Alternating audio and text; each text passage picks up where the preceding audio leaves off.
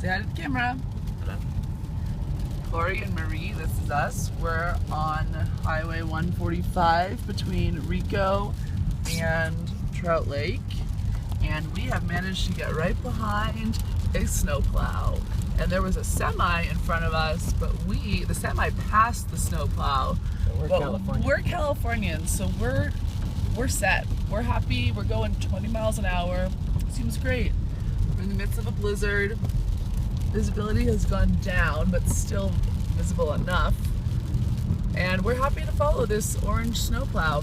And I guess you can't really see the extent, but let's see. We've been dreaming of a white Christmas, and we're gonna get it. Over and out.